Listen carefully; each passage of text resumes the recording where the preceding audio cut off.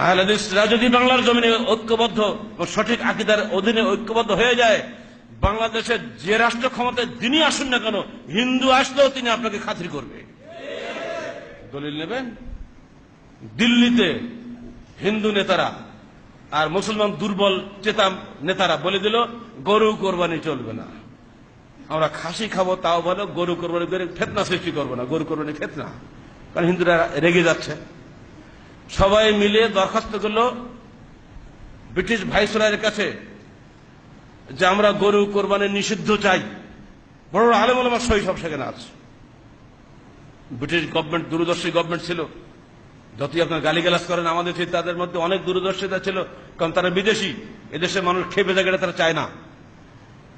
Viceroy বললেন আচ্ছা, গোয়েন্দা বিভাগকে বলে দিল তোমরা দেখো তো দিল্লিতে রেজিস্টার সব চেক করো, যারা কোরবানি করে তাদের একটা রেজিস্টার থাকে, খাতায় সই হয়, দেখো তো কোন মুসলমান লোক গরু কোরবানি করেছে কিনা। খোঁজা শুরু হয়ে গেল, সব খাসি, একটা পাওয়া গেল গরু। কে? আব্দুল ওয়াহাব। এবারে যারা দরখাস্ত করেছিল সবাইকে ডাকালো, ডাকিয়ে বলেন দেখেন আপনারা মুসলমান, আব্দুল ওয়াহাব মুসলমান, আপনারা হিন্দুদের ভয়ে গরু কোরবানি বাদ দিয়ে খাসি কোরবানি করেছেন, আর আমার কাছে এসে বলছেন গো কোরবানি নিষিদ্ধ করুন। এরা বলছে এই একজন মুসলমান আমার প্রজা সে গরু কোরবানি করেছে। আমরা ব্রিটিশ, আমরা মানুষের মানবাধিকারে বিশ্বাস করি, আমার একজন প্রজা যেহেতু গরু কোরবানি করেছে আমি গরু কোরবানি নিষিদ্ধ করতে পারবো না। জামাত গরবে আহলে হাদিসের আমির, তিনি প্রথম সংগঠন কায়েম করেন উপমহাদেশে। তার গরু প্রথমবার ছিনিয়ে নিয়েছে হিন্দুরা, পরে জবাই করার পরে ঠ্যাংটং সব নিয়ে চলে গেছে, এরপরে ভুঁড়ি টুড়ি মাথা সব নিয়ে চলে গেছে। বলে তোদের সবাই নিয়ে দেখ, কিন্তু গরু কোরবানি আমার হইল। বলে আমি কোশ্চিন কালে গরু কোরবানি বাদ দিয়ে হিন্দুর ভয়ে খাসি কোরবানি করবো না। এই হলো আহলে হাদিসের আকীদা। পারবেন? কঠিন ব্যাপার। হ্যাঁ, এখন আমাদের মোদির দেশে মানুষের জীবনের চাইতে গরুর জীবনের মূল্য বেশি। বুঝলেন? ওর নাম নাকি ও ধর্মনিরপেক্ষতাবাদ। মুসলমানদের ধর্মের স্বাধীনতা নাই, হিন্দুদের খালি ধর্মের স্বাধীনতা আছে, এর নাম কি ধর্মনিরপেক্ষতাবাদ?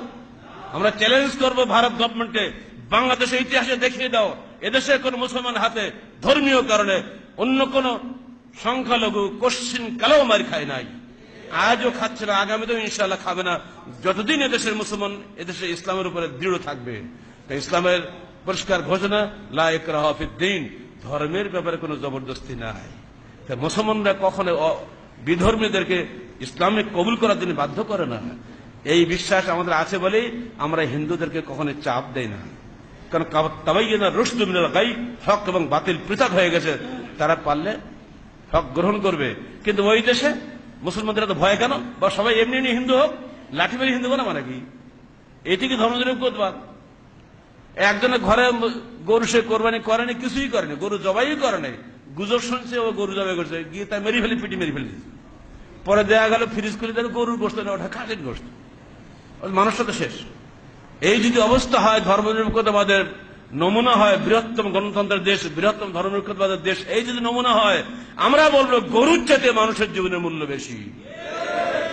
আমরা ওই আকীদা বিশ্বাসী না। তো একটা মানুষ, সে হিন্দু হোক, মুসলমান হোক, জৈন হোক, খ্রিস্টান হোক, সে মানুষ তো বটে, সে আমার ভাই। কারণ আদম এবং হাওয়া, তারও বাপ মা আমারও বাপ মা, ঠিক না? সেও আদমের সন্তান হিন্দু, সেও আদমের সন্তান খ্রিস্টান, আমি আদমের সন্তান মুসলমান। অত একই বাপের সন্তান আমরা হতে পারে, সে আকীদাগত ভাবে ভুল পথে আছে, তাই বলে আমি তাকে মারতে পারি না। এই বিশ্বাস আমাদের আছে বলেই আমরা শান্তির সঙ্গে বসবাস করছি হাজার বছর ধরে। এখন এটা উস্কে দেওয়া হচ্ছে, ওদের সাবধান থাকবেন।